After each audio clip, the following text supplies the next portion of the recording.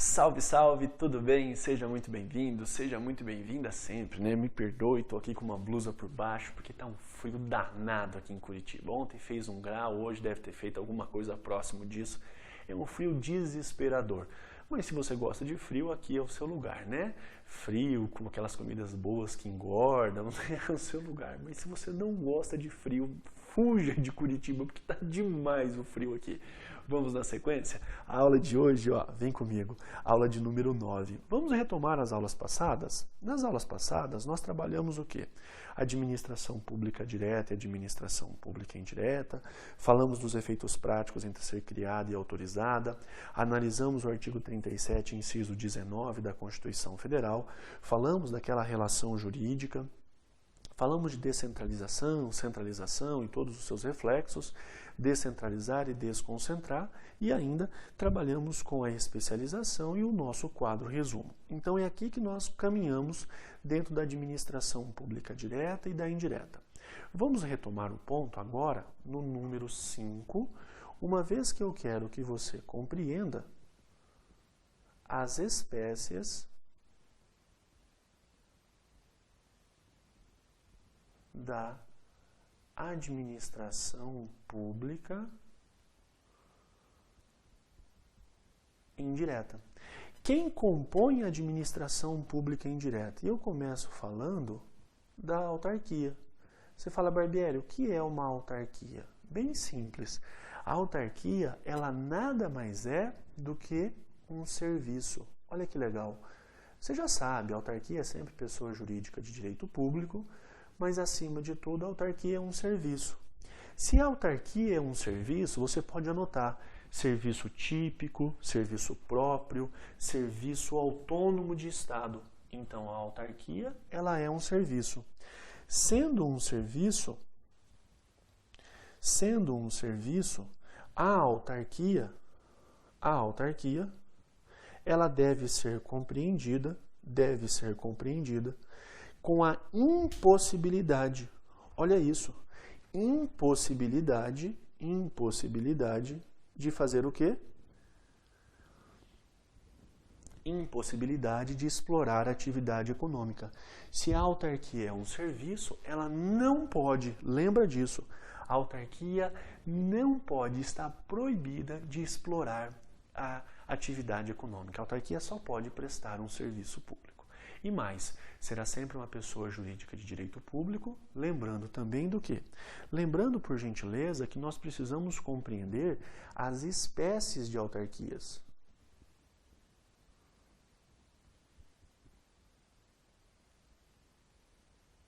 Espécies de autarquias. Quais são as espécies? Nós temos aqui 4. Primeira, segunda, terceira, quarta. Vamos lá. Primeira espécie de autarquia é a autarquia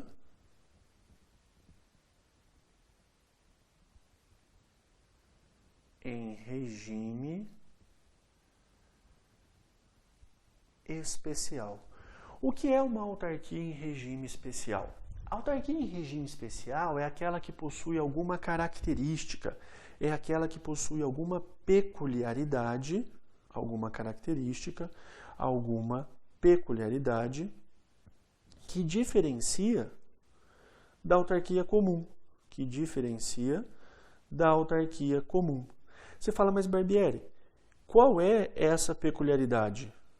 Olha, não existe uma lista pronta de características que farão com que ela deixe de ser uma autarquia comum e passe a ser uma autarquia em regime especial. Mas podemos, por exemplo, afirmar que as agências reguladoras serão sempre autarquias. Então, uma agência reguladora será sempre uma autarquia? Sempre. Uma agência reguladora será sempre uma autarquia. Aí olha que interessante. Você precisa lembrar o seguinte, você precisa visualizar que nas agências reguladoras, exemplo, ANAC, Anvisa, Anatel, ANA, todas elas são construídas com o diretor tendo um mandato certo. Então ele não fica tão à mercê do chefe do Poder Executivo. Elas possuem um prazo ou um distanciamento, melhor dizendo, um distanciamento maior em relação à administração pública direta. Nascem para regulamentar um determinado mercado. Ou seja, nós estamos falando de características próprias, características especiais que farão com que elas deixem de ser autarquias comuns e passem a ser autarquias em regime especial. Falou de agência reguladora, a agência reguladora será sempre uma autarquia em regime especial. Fácil? Beleza? Vamos na sequência. Depois disso, nós precisamos visualizar também a autarquia territorial, também conhecida como autarquia geográfica. O que é uma autarquia territorial ou uma autarquia geográfica? Nós não temos mais no país. Hoje não falamos de autarquia territorial e não falamos de autarquia geográfica, mas não tem problema. Isso no passado já existiu? Já. São os territórios. No passado nós tínhamos o território do Acre, o território de Rondônia, hoje estados membros da federação. Então, qual é a natureza jurídica do território? A autarquia. O território ele não é uma nova pessoa jurídica da administração pública direta, nem uma nova pessoa jurídica da administração pública indireta. O território é basicamente nada mais, nada menos do que uma autarquia. Fácil? Vamos para a próxima. Agora, autarquia fundacional. Autarquia fundacional, também chamada de fundação autárquica, autarquia fundacional ou fundação autárquica. O que é uma autarquia fundacional ou uma fundação autárquica? Lembra quando na aula passada eu disse para você, a fundação pública pode se constituir como pessoa jurídica de direito público ou como pessoa jurídica de direito privado. Se a fundação pública resolve ser uma pessoa jurídica de direito público, ela fica igual a uma autarquia. Então, fundação pública constituída como pessoa jurídica de direito público é uma autarquia. E sendo autarquia, ela segue tudo aquilo que é válido para uma autarquia. Por isso que nós chamamos de fundação autárquica ou autarquia fundacional. É para que você saiba que ela é uma fundação pública, mas se constituiu como uma pessoa jurídica de direito público. Viu que beleza? Fácil pra caramba, né? Vamos para frente. Vamos na sequência agora trabalhar com os conselhos de classe, trabalhar com as entidades profissionais. Conselhos de classe, conselhos profissionais, entidades que estão ligadas às profissões. Todos os órgãos que representam profissões são autarquias. Todos os órgãos, então, que representam profissões são autarquias.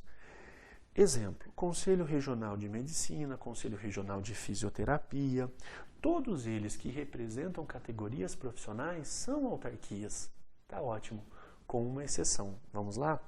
Vamos colocar aqui do ladinho, ó, menos a Ordem dos Advogados do Brasil. A OAB é a chamada instituição ou entidade sui generis. A OAB, ela é sui generis.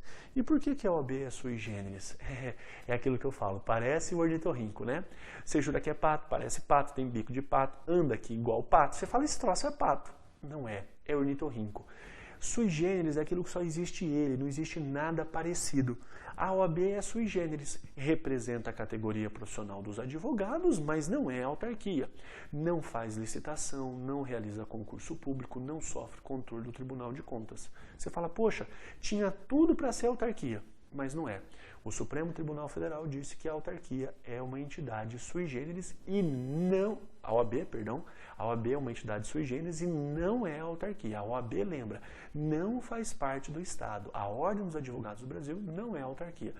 Todos os outros conselhos de classe, entidades profissionais, são autarquias. Ótimo? Vamos para frente. Então já sabemos autarquia, Vamos agora falar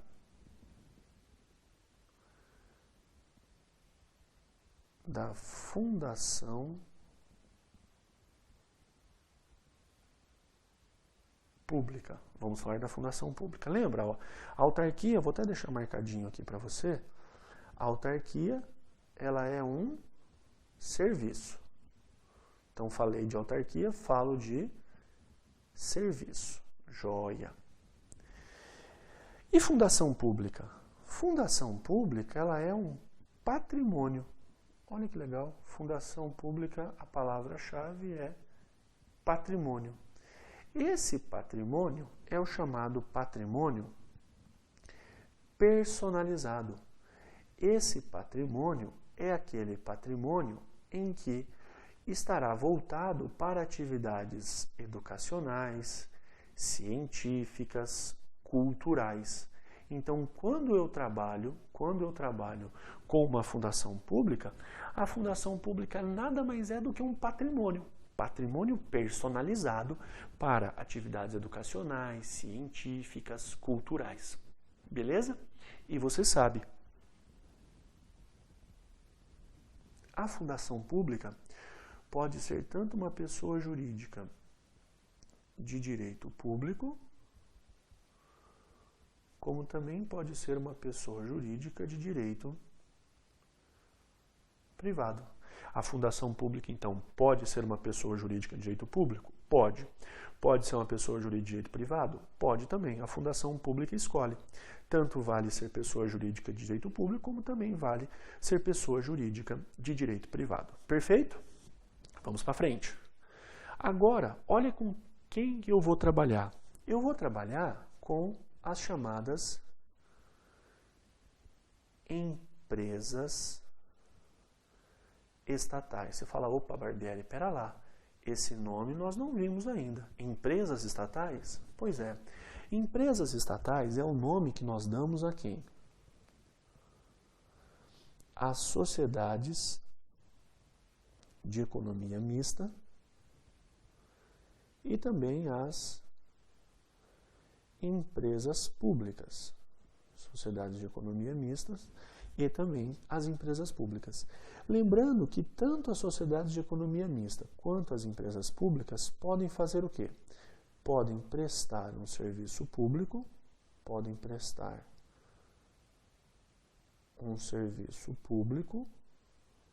como também podem explorar atividade econômica.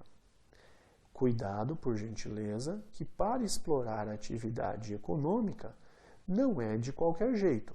Para explorar a atividade econômica tem que respeitar quem? Tem que respeitar o artigo 173 da Constituição Federal. Por quê?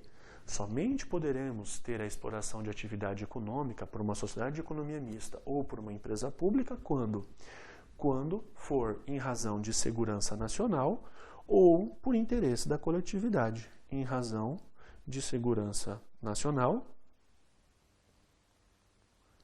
e também por interesse da coletividade. Perfeito até aqui? Entendeu? Então, muito cuidado para você não ser confundido, para você não ser induzido a erro. Então, visualiza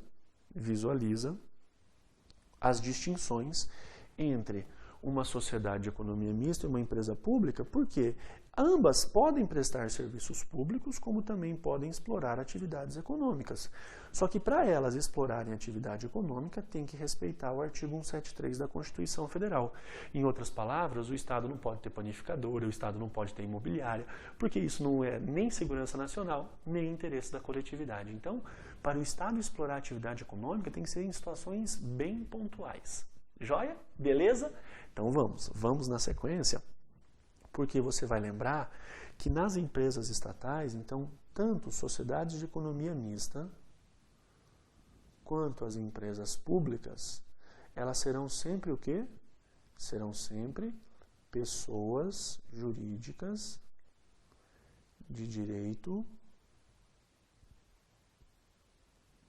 privado. Sempre, absolutamente sempre. Pessoas jurídicas de direito privado. Ótimo, fácil até aqui? Então tá. Agora o que nós precisamos compreender? Nós precisamos compreender as distinções. Então eu tenho uma sociedade de economia mista, federal, que é diferente de uma empresa pública federal. Você fala, e agora? Imagina, sociedade de economia mista, vamos colocar aqui exemplos. Banco do Brasil, Petrobras. Empresas públicas federais, quais são os exemplos? Caixa Econômica, Correios. Professor, e o INSS? O INSS é autarquia, né? Então, nós já temos aqui alguns exemplos. E agora, como é que nós vamos montar o quadro? Olha que fácil. Marca para mim o S e marca para mim o A.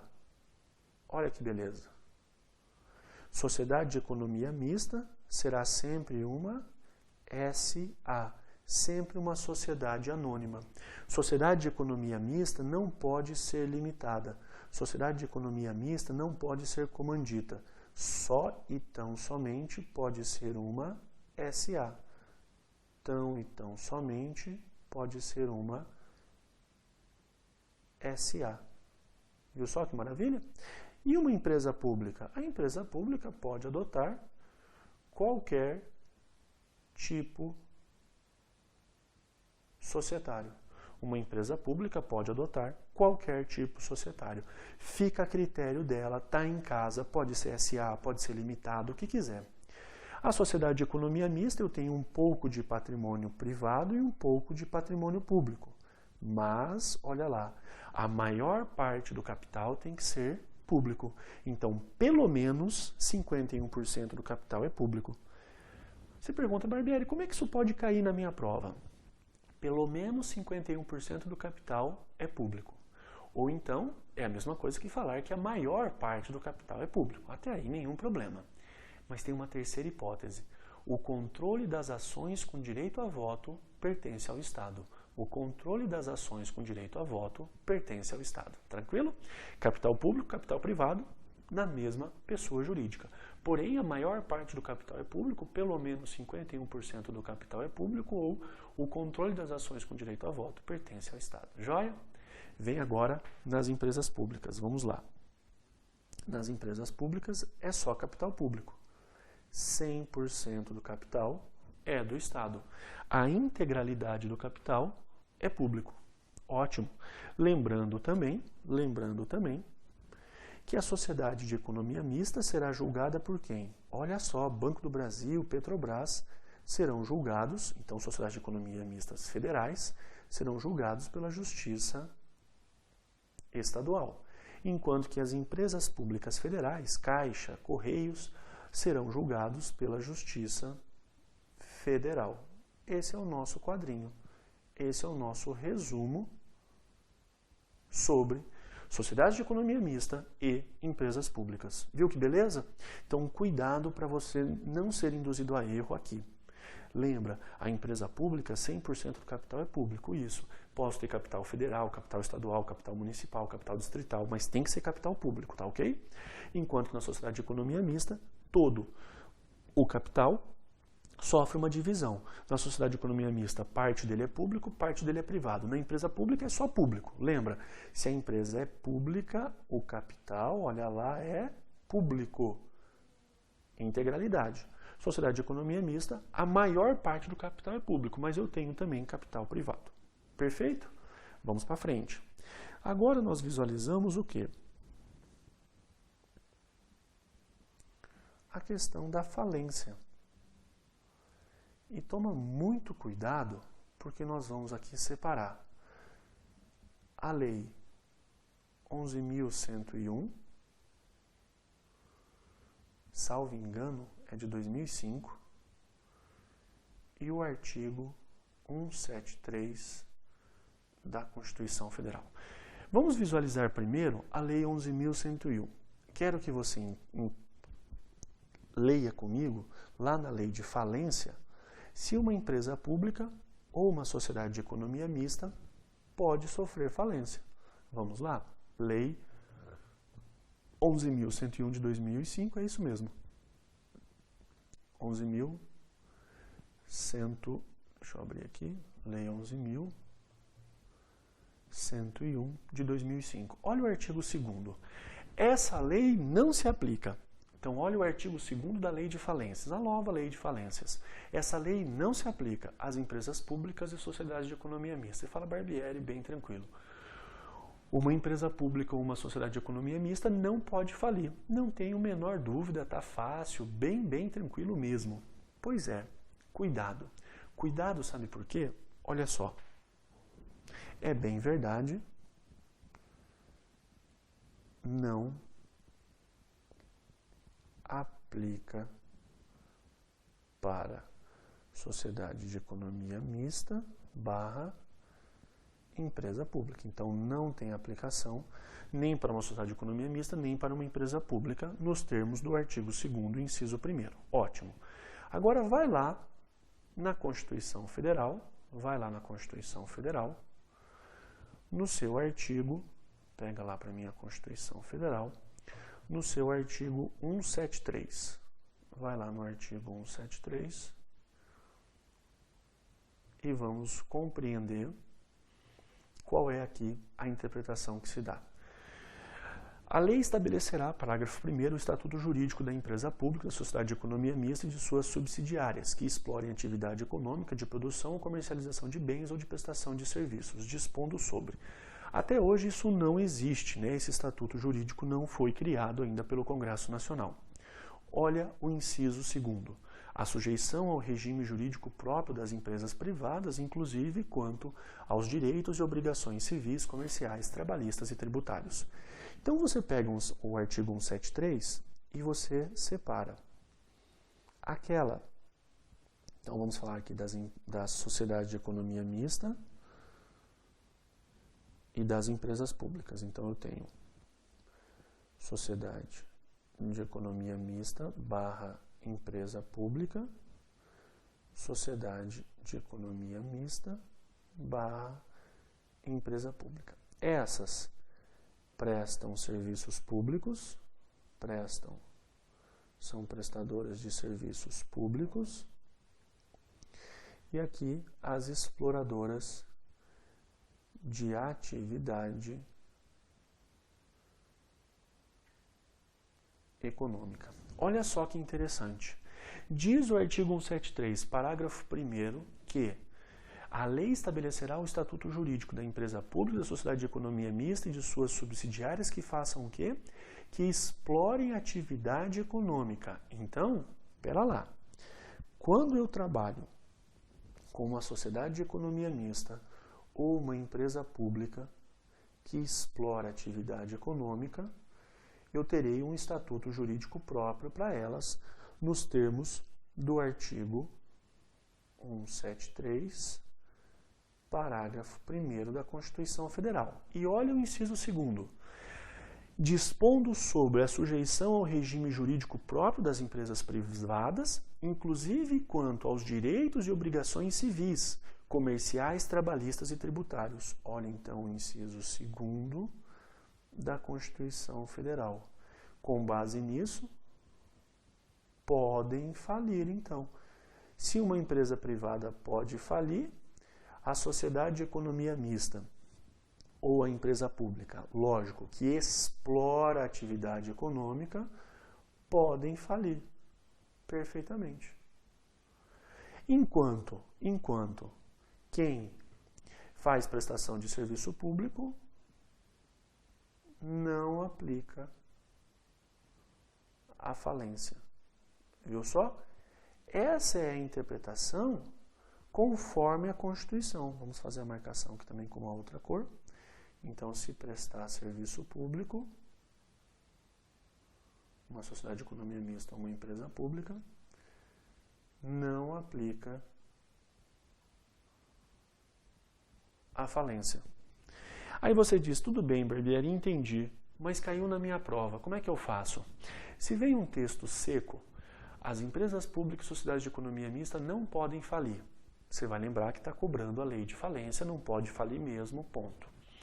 Se vem um texto mais elaborado, conforme a Constituição Federal ou conforme a interpretação dada pela Constituição, empresas públicas e sociedades de economia mista que exploram a atividade econômica, em tese, podem falir. Verdadeiro. Então, muito cuidado com a forma da pergunta. Por isso que aqui, ó, visualiza o nosso quadro. Eu separei para você. A falência, enquanto a Lei 11.101 de 2005 não aplica nem à sociedade de economia mista, nem à empresa pública. Agora, conforme o artigo 173 da Constituição Federal, se for uma sociedade de economia mista ou uma empresa pública que explora atividade econômica, parece-me que pelo parágrafo 1º, inciso 2º, poderá falir. Agora, se prestar serviço público, em respeito ao princípio da continuidade, não poderão falir. Viu só que beleza? Então, é essa a razão pela qual nós temos que tomar cuidado com a forma que será feita a pergunta para você, tá? Muito cuidado, porque você sabe, é um concurso altamente concorrido, então você não pode deixar passar questão fácil. E essa é uma questão fácil, só tem que tomar cuidado com o enunciado. Só tem que tomar cuidado com o enunciado. Ótimo, vamos para frente. Será que uma empresa pública e uma sociedade de economia mista, então aqui é C.3, tem que respeitar? Então vamos lá, respeito ao teto remuneratório do STF. Será que para pagar o seu pessoal tem que respeitar o teto remuneratório do STF? Depende. Vamos visualizar aqui em duas situações. Primeiro caso, segundo caso. No primeiro caso, recebe verba, recurso estatal. Esse recurso estatal é para pagamento do quê? Da folha, das despesas com o seu pessoal.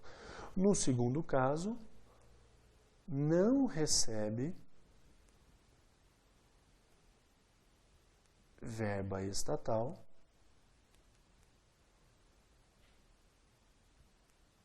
para pagamento da folha. E aí? Como é que nós trabalhamos então com essa questão? Na nossa próxima aula eu volto para lhe explicar. Dá uma olhadinha no artigo 37, parágrafo 9º da Constituição Federal. E na próxima aula a gente volta para trabalhar esse assunto e continuar no edital, tá bom? Fica com Deus, tudo de bom para você, excelentes estudos.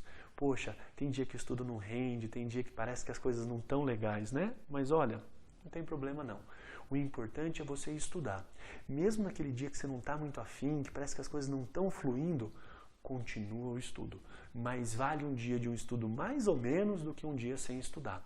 Persevera, tá bom? O que precisar, pode contar comigo. Um grande abraço para você, fica com Deus e até lá.